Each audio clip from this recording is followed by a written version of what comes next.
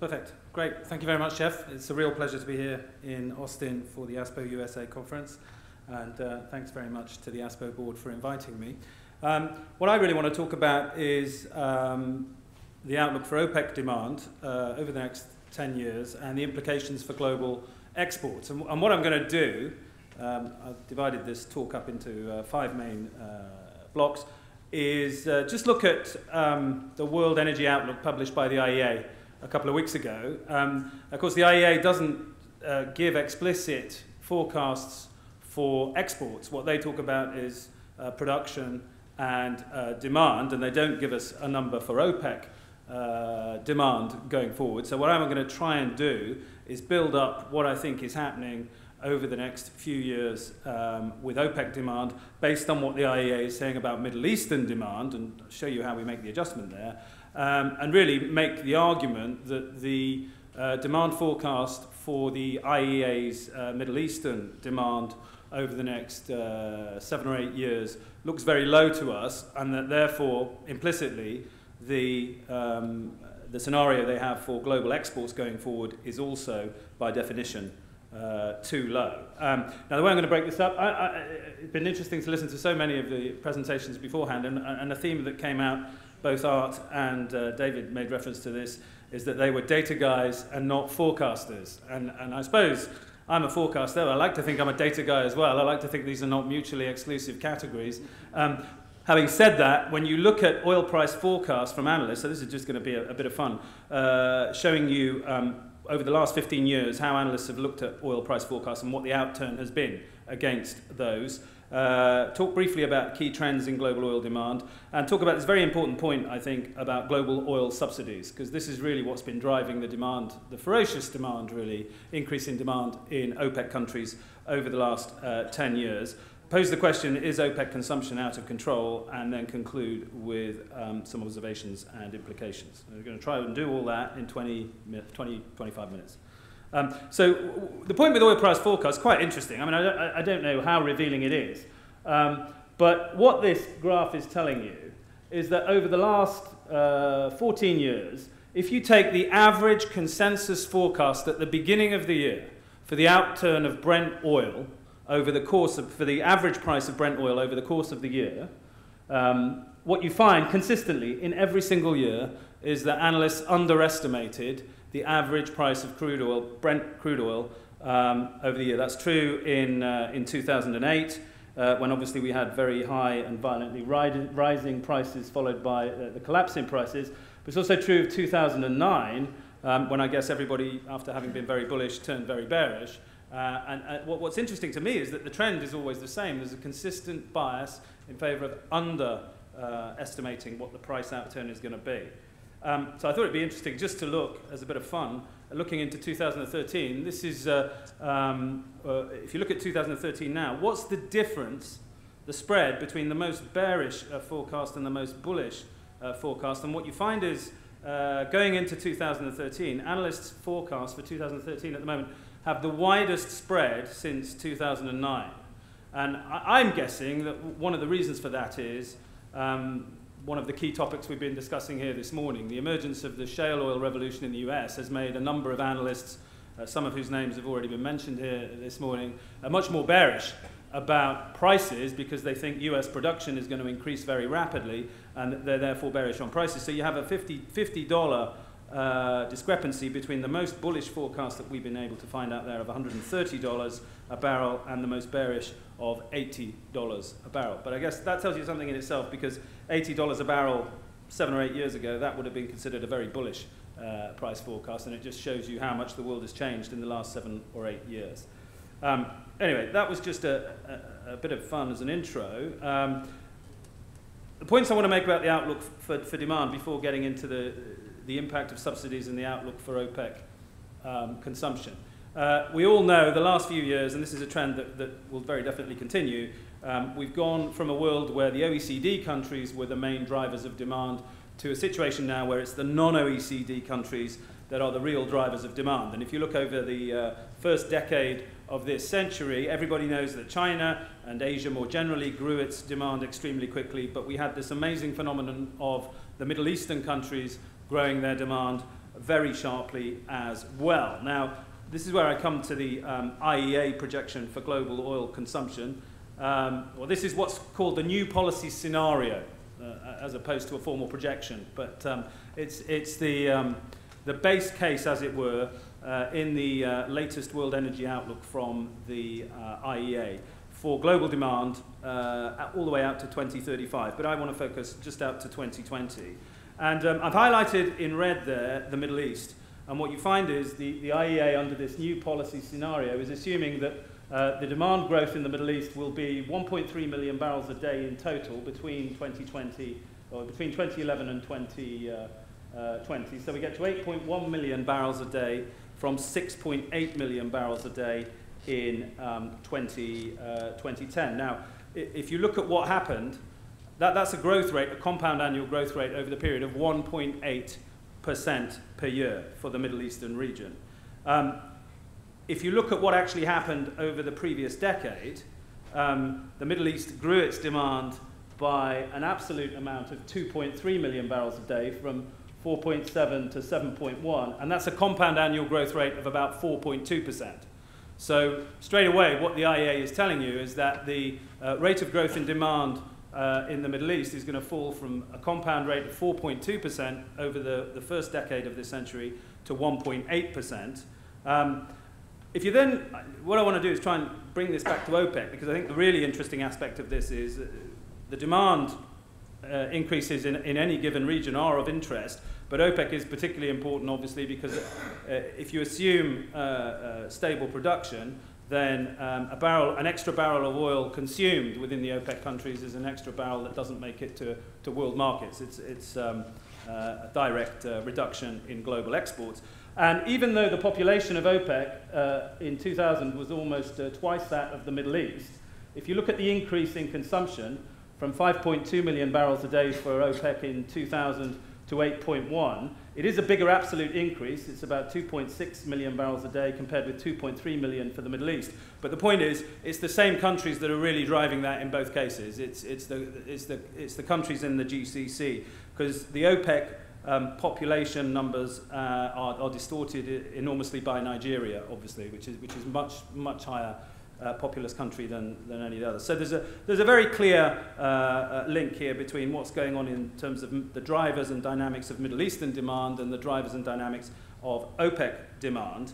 And as I said, the IEA's numbers now are projecting Middle Eastern demand growth of 1.8% out to 2020. I thought it would be interesting to try and put that in another way. If we just assumed that per capita consumption remained flat for both the OPEC countries and the Middle Eastern countries over this period between 2010 and 2020, where would that get us to in terms of oil consumption by 2020? And the answer is you would have an increase in Middle Eastern demand of about close to 1.5 million barrels a day, and an increase in OPEC demand of about 1.6, 1.7 million barrels a day. So the point is, another way of looking at this is that the IEA's numbers for Middle Eastern demand growth out to 2020 are actually assuming a slight decrease in per capita consumption between now and 2020, when the trend over the first half of the decade was very much for an absolutely enormous increase in per capita consumption. And the question I really want to pose is that a reasonable assumption? Is it reasonable to assume that Middle Eastern demand growth and by proxy OPEC demand growth are going to result in lower per capita consumption by 2020 than we have today? And I submit the answer, that's probably not a reasonable assumption. And the reason is that we have these very high subsidies on oil consumption, and global oil subsidies are focused in particular in the world's major exporting countries. Now, the IEA in the World Energy Outlook did consider the question of subsidies to some extent, and the first thing they told us is that global subsidies for fossil fuels generally increased very substantially in 2011 over 2010. We went from about $410 billion of subsidies on fossil fuels in 2010 to $523 billion in 2011, and basically almost exactly half of that is subsidies on oil, okay? So, so roughly it's a 25% increase year on year.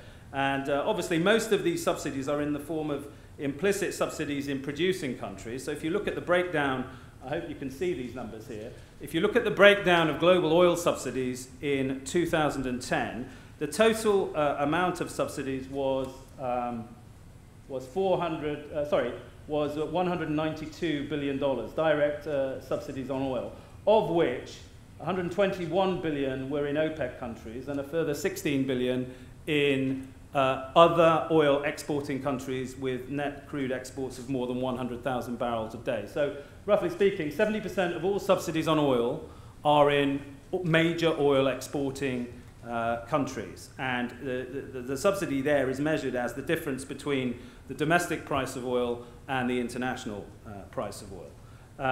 And if you just look at the further interesting thing, these are numbers all taken from the International Energy Agency's study on this from 2010. And what you notice is the average, what the IEA calls the average subsidization rate, is highest of all in these self-same GCC countries, Kuwait, Saudi Arabia, Iran, Qatar, UAE. But look at Iraq. Iraq is actually lagging here for obvious reasons. They're not as rich as the other GCC countries. Iran obviously is not a GCC country, but Iraq is not as rich at the moment as its neighbors in the GCC. But we're hearing a lot of bets are being made about rising Iraqi oil production over the next 10 years, and therefore rising Iraqi oil exports. And what I want to do is pose the question whether or not, if Iraq starts to see higher levels of subsidization as it becomes wealthier and as it starts to export more, this could have a negative feedback mechanism on domestic, or a positive feedback loop on domestic consumption, because subsidies will likely rise and the level of consumption in Iraq will rise as well. So let's just look at some numbers here on that point. So what I want to show you first of all is just, we heard earlier from Scott that energy ultimately is about people. And the population dynamics here are very, very interesting. And indeed, I should have said earlier, one of the things the IEA said to justify what I think is actually a very light estimate for Middle East oil demand growth out to 2020 is that they expect population and GDP growth to slow over this decade compared with last decade. Now, it's true that last decade, OPEC countries, first of all, they had a very sharp increase in oil consumption. So you can see that whereas the world as a whole increased its consumption of oil between 2000 and 2010 by 10 million barrels a day, or 13.4%, OPEC countries increased their consumption by 56%. Okay, so exactly 4 times the rate of growth as consumption in the world as a whole. Now, a fair degree of that is explained by the fact that OPEC countries have got twice the rate of growth of population. So OPEC's population grew by 84 million over the last decade, the world as a whole by 770 million. So again, almost exactly twice the rate there. So a fair degree of the increase in consumption is explained by the much faster rate of population growth in OPEC countries. But nonetheless, the fact that demand increased 4-fold relative to world demand is a pretty staggering number. So the question is, and then this just shows you what happened to per capita consumption over the period. Okay, so between 2000 and 2010, the world as a whole barely increased its per capita consumption at all. This is barrels of oil consumed per capita per year. Okay, so the world as a whole was consuming, the average citizen of the world was consuming 4.6 barrels per year in 2000, and that's exactly what they were consuming in 2010 as well. There was essentially no increase at all, whereas OPEC countries increased from 5.9 to 7.3, a very sharp increase. And again, that number is kept low by Nigeria. If you just look at what was happening in some of these Middle Eastern countries, you saw Saudi Arabia's per capita consumption increase from 28 to 35. You see same story in Qatar. I think we've got Kuwait here, actually saw a slight decline, but still hugely high numbers, and much higher than Iraq. So again, if you look at Iraq, even in 2010, per capita consumption of only 10 barrels per capita per year, much lower than its OPEC peer group. Now, what's been driving that very rapid increase in demand I take Saudi Arabia as the kind of most extreme example because it's the most important oil exporter. We mentioned the fact that population has been growing much quicker in the OPEC countries than in Saudi Arabia. That population growth is expected to increase out to 2020. More than 50% of Saudi Arabia citizens are under 20, so they're entering the labour force, which is going to experience one of the fastest growth rates in the world over the next decade. So there's a need for the Saudi government to find employment for lots of these people. Demand growth for electricity has been a very strong driver for oil consumption growth. That's been rising at a compound rate of 6.4% over the last 10 years, and oil-fired electricity generation accounts for 60% of all power generated in Saudi Arabia. Of course, a huge amount of that is being driven by the need for desalination. There's a chronic shortage of fresh water in the Gulf, and this is what's driving a lot of the electricity consumption growth. And to the extent that oil is being used for a lot of those new power stations, even today, there's currently about 7,000 megawatts of new oil-fired power stations either already commissioned or in the planning stages in Saudi Arabia. So this is a trend that I think is likely to continue at least until 2020. If you then look at what all of this has meant for global exports of crude oil over the last decade, before we try and sum up and make some conclusions about where this is likely to go over the next few years, you can see that partly because the demand was increasing so rapidly in some of these key producing countries, such as Saudi Arabia, the UAE, Kuwait, and Iran, and partly because crude oil, I'm not really talking about the production here in this presentation, but as we all know, the production of crude oil has essentially been flat since 2005, so you've had this combination of flat crude oil production and increasing consumption in some of the key exporters, and what that has led to is declining exports of crude oil since 2005. And that's been a pretty clear pattern. The EIA, unfortunately, no longer produces data on annual exports of crude oil, but you can see that the Jody database has exactly the same trend. Some of the numbers are different because of the Jody numbers do not include Iraq there. I think the key point is, you bring it all back, what does this mean for where we're likely to go over the next few years? And I mentioned earlier that the IEA said in its World Energy Outlook for 2012 that they expect the rate of population growth to moderate. I think they were speaking, to be fair to the IEA, I think they were speaking there as much about 2035 all the way out to 2035 as out to 2020. But certainly if you look at this out to 2020, I've taken the United Nations population database projection here for world population growth and for each of the OPEC countries. And what you find is almost exactly the same pattern that we had over the last 10 years. That is to say, between 2010 and 2020, a much higher rate of population growth in OPEC than in the world, 23% population growth to 500 million from 408 million, whereas the world as a whole is expected to experience a growth rate of 13%. So much stronger growth in the world as a whole. Iraq, in particular, of all the OPEC countries, is expected to have the fastest rate of population growth. Okay? Increase of 35%, 12 million people from 31.6 to 43 million people. And of course, we're depending a lot on Iraq to boost its production and therefore boost its exports. But this means there's going to be a lot more people in Iraq who also want to be consuming that production. And for reasons of political stability and so forth, it's likely that the government will have to offer that oil in the domestic market at prices well below international prices, and therefore that we're likely to see some of the same consumption patterns that we've seen in these other OPEC countries over the last 10 years. Now, if you look at what happened to OPEC's share of population and OPEC's share of total oil consumption globally over the last 10 years, you find that OPEC's population as a percentage of the world was 5.3% in 2000, and it increased to 5.9% in 2010, but its share of total global oil consumption increased much more quickly from 6.8% to 9.4%. So the question is, where are we going with this in the future? And I think, again, first of all, if you just assume effectively what I said earlier, the IEA seems to be implicitly assuming, namely stable or even slightly reduced per capita consumption by 2020, then what you would find is that OPEC's consumption would increase to 9.8 million barrels a day, so it would increase by about 1.6 million barrels a day, and its share of global oil consumption would increase to 10%. But what if we make the assumption that because of these subsidies and because the subsidies are so difficult to remove, and the IEA is very open about that in its World Energy Outlook, it says getting rid of subsidies and increasing prices is a very, very difficult thing to do politically. We saw that in Nigeria earlier this year, of course. The Nigerian government attempted to do that and had to back down very quickly in the face of demonstrations. I think two very simple calculations. If you just assume, that's the flat scenario that is implicitly assumed, I think, when you make the relevant adjustments. The first one there, flat per capita consumption by 2020.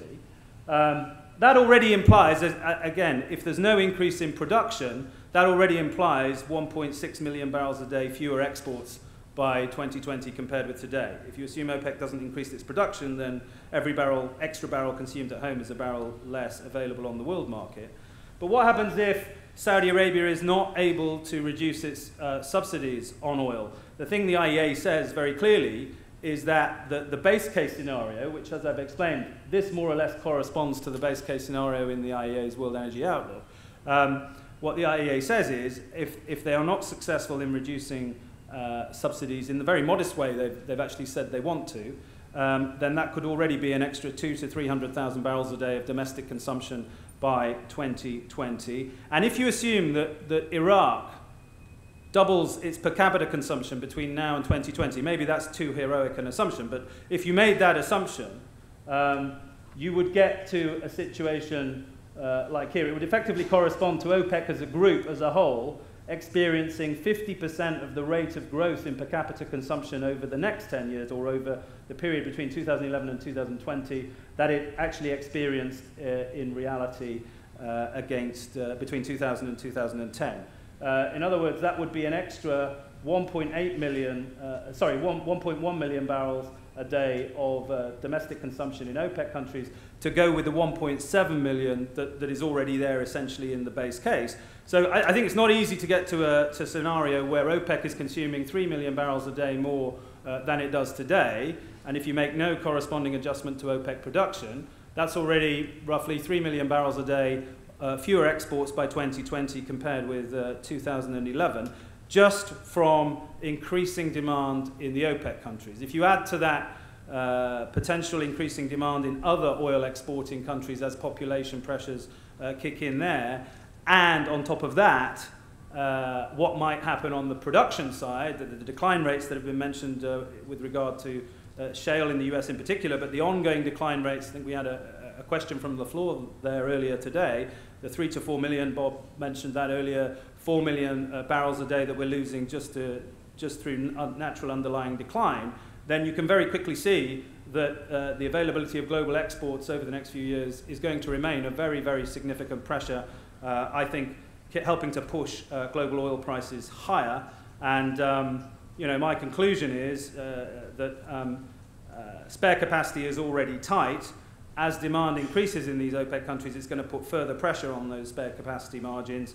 And one of the other things I don't have time to go into here today, but that is reinforcing this vicious circle, is that because governments in many of these countries have had to increase their social expenditure to dampen down political unrest, the price that many of these producers need now to balance their government budgets is higher than it was, and it's rising every year. I mentioned that point I made earlier. The OPEC Saudi Arabian labor force is increasing very rapidly every year, and the Saudi government is just allowing many of these people just to take up essentially unskilled jobs in the public sector, being paid for out of the public purse. And as the price rises, they can afford to do that, but they have to stay on that treadmill of rising oil prices to keep that going. So I think the outlook is quite a very challenging one, continuing pressure on declining exports of crude oil, unless you can really make inroads to these subsidies in many of these producer countries. And as the IEA itself has said, that is much easier said than done. So I'll conclude my comments there and be happy to take any questions on the panel.